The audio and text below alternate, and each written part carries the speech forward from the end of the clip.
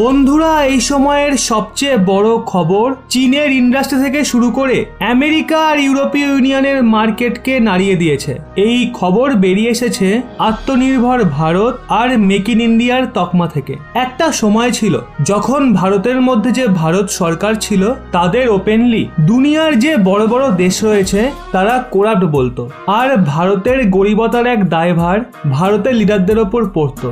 কিন্তু আজ ওই দেশগুলোই ভারতের প্রশংসা করছে, ভারতের পলিসির প্রশংসা করছে, আর তারা বলছে আজ ভারতের মধ্যেই ওই দম রয়েছে যার মাধ্যমে ভারত চীনকে হারাতে পারবে। বন্ধুরা, এই খবর সংযুক্ত রয়েছে ইলেকট্রনিক্স আর অটোমোবাইলের ইন্ডাস্ট্রির সঙ্গে।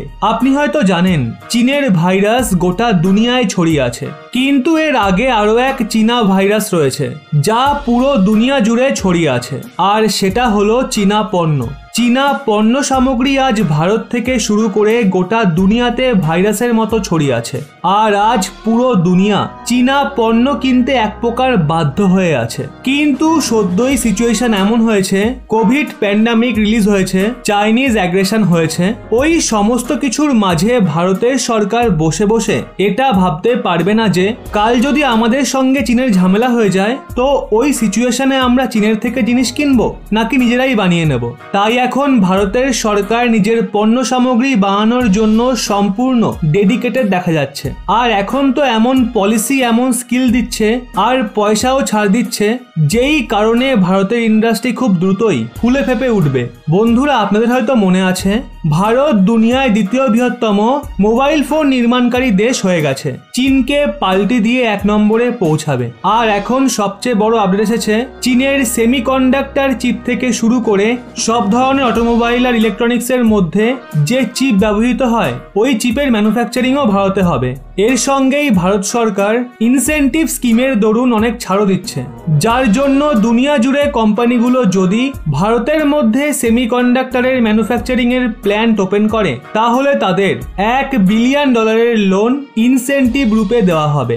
সেমিকন্ডাক্টরের ইন্ডাস্ট্রি এত বড় ইন্ডাস্ট্রি যেখানে আমেরিকা, তাইওয়ান, চীন ভীষণ বড় মহারথী হয়ে বসে আছে। যদিও তাইওয়ানের সঙ্গে আমাদের সম্পর্ক খুব ভালো, কিন্তু আমরা চীন আর তাইওয়ানের ঝামেলার মাঝে তাইওয়ানের ওপর ভরসা করতে পারি না। ওয়ার্ল্ড ওয়ারের যে সিচুয়েশন হয়ে রয়েছে ওই সিচুয়েশনে ভারত যত আত্মনির্ভর হবে ভারত দুনিয়াকে তত লিড করতে পারবে। এটা তো নয় গেল, ভারত স্বয়ং নিজেই চায় প্রতিটা সেক্টরে আত্মনির্ভর হতে, অ্যাটলিস্ট সেমিকন্ডাক্টরের চিপের মামলায়।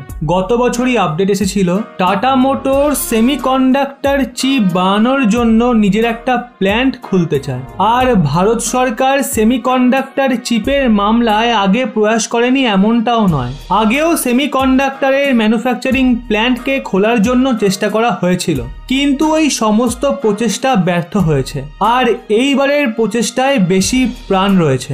আগের প্রচেষ্টায় ভারতের ওয়ার্কারদের ওপর প্রশ্ন তোলা হতো, ভারতের ঢিলে প্রস্তুতি আর ভারতীয় কোম্পানি দ্রুত না খোলার জন্য যে ভারত সরকার ছিল তাদের ক্রিটিসাইজ করা হতো, যেই কারণে সেমিকন্ডাক্টরের চিপ উৎপাদনকারী কোম্পানি ভারতে আসতে পারতো না। কিন্তু এখন পরিস্থিতি বদলে গেছে, সরকার বদলে গেছে, ওয়ার্কারও বদলে গেছে, আর ভারতের যুব সমাজও বদলে গেছে, আর এখন দুনিয়া চীন নামক অপশনটাকে ছেড়ে ভারত অপশনটাকেও দেখছে। তাই অনেক বেশি চান্স রয়েছে এখন ভারতের মেক ইন ইন্ডিয়া তকমা আর সেমিকন্ডাক্টর চিপের যে ম্যানুফ্যাকচারিং প্ল্যান্ট রয়েছে সেটা ভারতে হওয়া নিশ্চিত রয়েছে।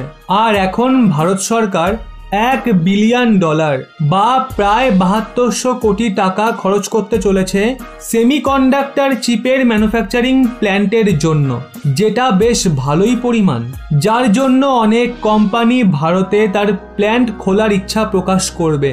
আর এটা ভারতের 130 কোটি মার্কেটের জন্য বিশাল মুনাফার পথ হবে। আপনাদের এই ব্যাপারে কি বক্তব্য অবশ্যই নিচে কমেন্টে জানান। আর এরকমই ব্যাক টু ব্যাক আপডেট পেতে রহস্য বাংলা এই চ্যানেলটি সাবস্ক্রাইব করে পাশের বেল আইকনটি অল করে রাখুন।